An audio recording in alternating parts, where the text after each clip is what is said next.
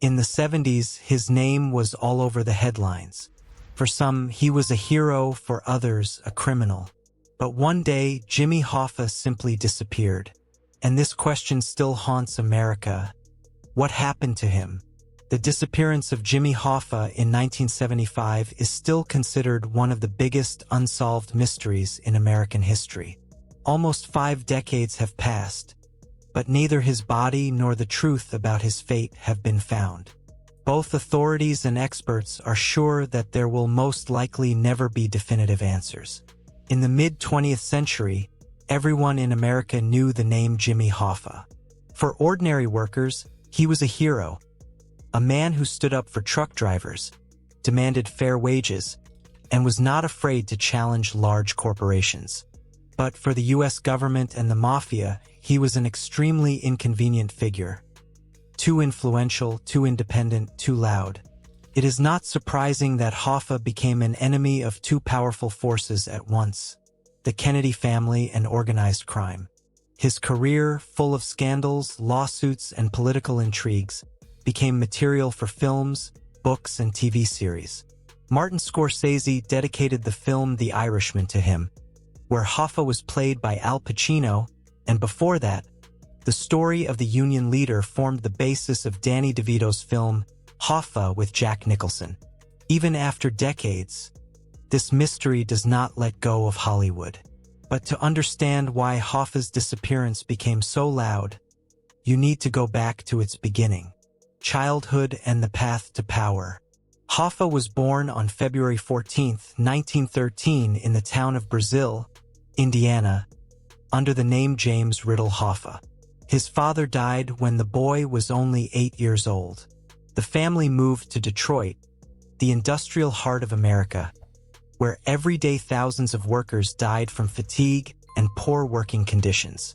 Little Jimmy saw it with his own eyes. The death of his father, who worked in the coal mines, left a permanent mark. It was then that his hatred of injustice and the desire to protect ordinary people were born. He dropped out of school at the age of 14 and went to work in the warehouses of the Kroger grocery chain to support his mother and sisters. But even then, despite his young age, Hoffa had leadership qualities. At 19, he organized his first strike and achieved better working conditions. For a teenager, this was a huge victory, and for the future, the first step to a career that would make him a legend. The rise of a union leader. In 1933, Hoffa joined the International Brotherhood of Teamsters. At that time, it was an organization representing the interests of ordinary truckers. But by the middle of the 20th century, thanks to Hoffa, the union had become one of the most powerful structures in the United States.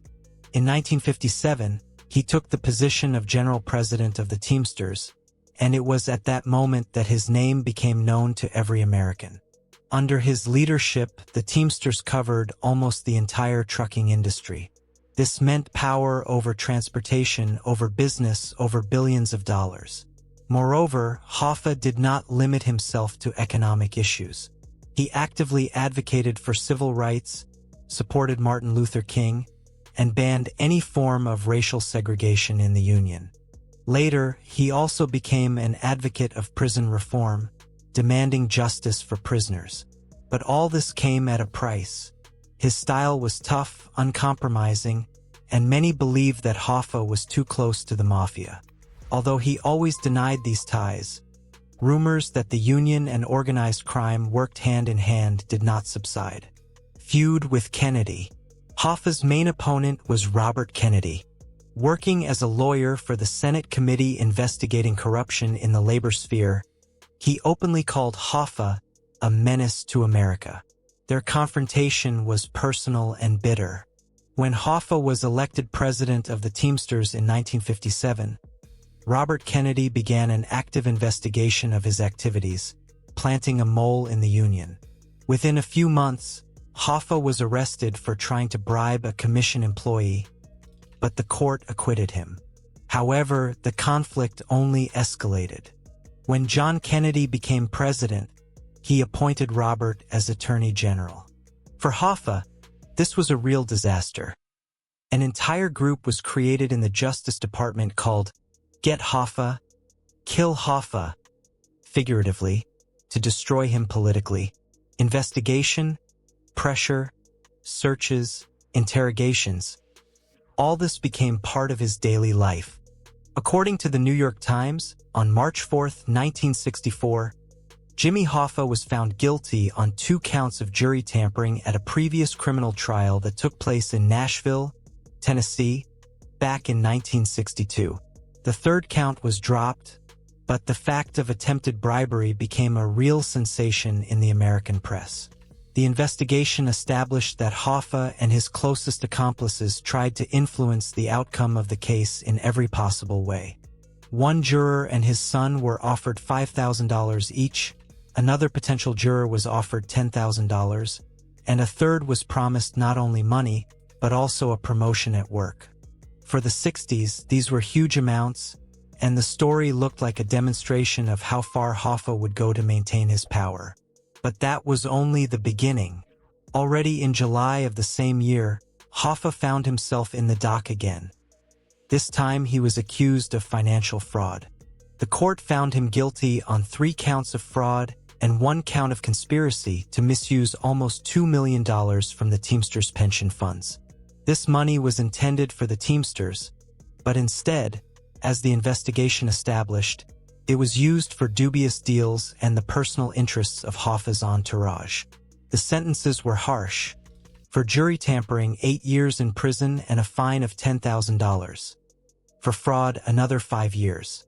In total, 13 years in prison. Hoffa fought to the end. His lawyers appealed the decisions all the way to the U.S. Supreme Court, but all appeals were unsuccessful. In the spring of 1967, he surrendered to the authorities and went to federal prison in Lewisburg, Pennsylvania. There he officially resigned as Teamsters president, ending his official career as the leader of America's largest labor union. However, history took an unexpected turn. Hoffa did not serve his entire sentence. He spent only 4 years, 9 months, and 16 days behind bars.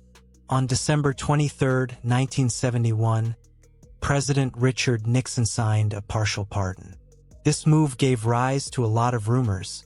There was talk of secret deals, Hoffa's political connections, and even secret support for Republicans.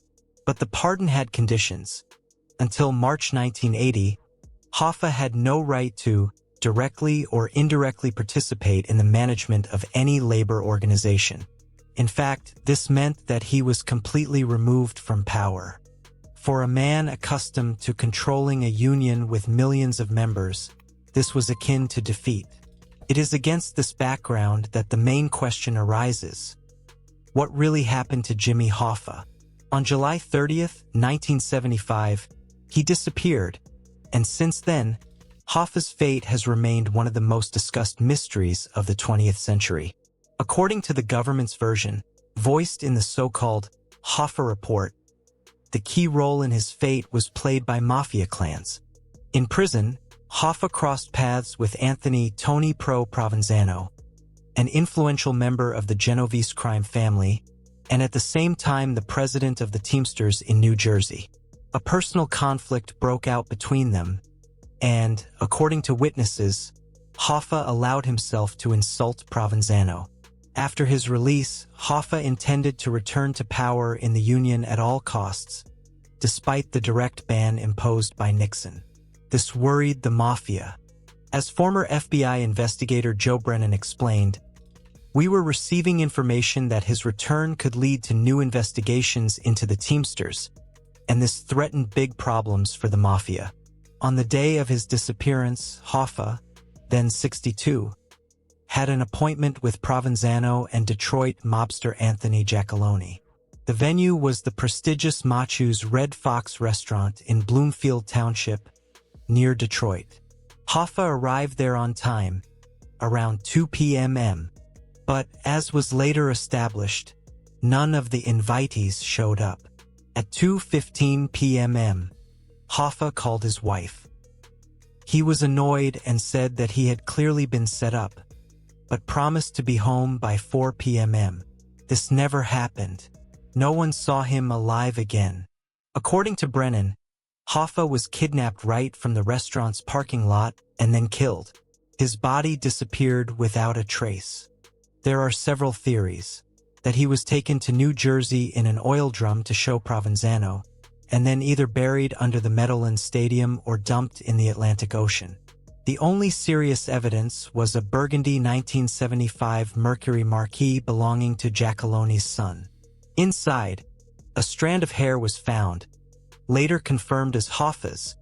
The DNA test result was not known until 2001. Also, sniffer dogs detected Hoffa's scent in the back seat. There are dozens of versions of the burial site, from the swamps of Florida to an industrial zone in New Jersey and a construction site in Michigan. But no evidence was found. In 1982, Hoffa was officially declared dead, although his body was never found. The investigation had many suspects, but the truth was never established. The disappearance of Jimmy Hoffa remains one of the greatest unsolved mysteries in American history.